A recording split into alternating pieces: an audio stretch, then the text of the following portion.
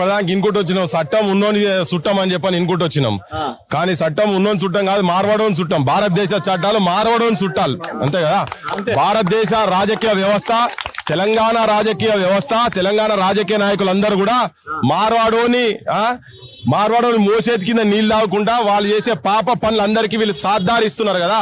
దానికి అద్భుతమైన నిదర్శనమే ఇగో ఇక్కడ ఈ బొందలగడ్డ మొత్తం ఇవాళ ఇప్పుడు పెత్రమాస పెద్దలకు బియ్యం ఇచ్చుకునే కాలంలో ఇగో చూడు మా హిందూ తల్లులు అందరూ రోడ్ల మీదకి వచ్చి మా ఊళ్ళ ఆనవాళ్ళు ఎవడ ఎంత దుర్మార్గులైనా సచిన ఆనవాళ్ళు అయితే నిలుపుకొని పోతారు. ఏ ఊరికైనా ఎక్కడ పోయినా కానీ ఆనవాళ్ళు లేకుండా చేస్తారని ఒక్కొక్కరు బాధపడుతుంటే చూడలేక నాయనా మీరందరూ బొక్కలు పోతున్నాయి, అన్ని పోతున్నాయి. వీటి మీద ఈ శవాల మీద వీళ్ళు బంగ్లాలు కట్టుకొని పైసలు సంపాదించే స్థాయికి పోయినట్టు. మీరు ఎంత దుర్మార్గులు.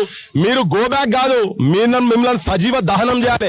ఈ మార్వాడి కొడుకులు ఎవరైతే ఇది కడుతున్నారో కబ్జా పెడుతున్నారో పోలీసోళ్ళు కూడా యాక్షన్ తీసుకోమని చెప్పి ఎంఆర్ఓనే పిటిషన్ ఇచ్చిండు కదా. ఎంఆర్ఓనే అప్లికేషన్ ఇచ్చిండు. ఏంది ఇది గలత్ ఉన్నది, వీళ్ళు చేస్తున్న తప్పు అని ఉన్నది.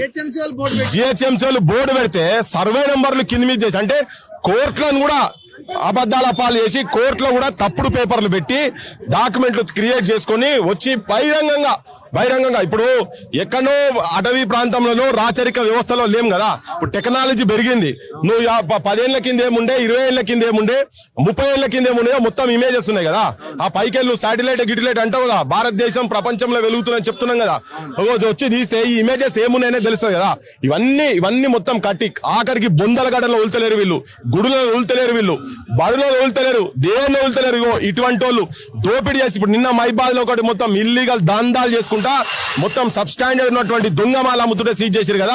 ఇగో వీళ్ళు ఇది చేయగలిగిన వాళ్ళు ఏదంటే అది చేయగలుగుతారు. ఇప్పుడు ఉట్టి గోబ్యాక్ అని కాదు, ఇటువంటి నా కొడుకుల మీదనే యుద్ధం జరిగేదంతా ఇటువంటి వాళ్ళ మీదే. రేపు మా తల్లులందరూ ఇక్కడ చచ్చిపోతే వీళ్ళని ఎక్కడ బొంద పెట్టాలి. మాట్లాడితే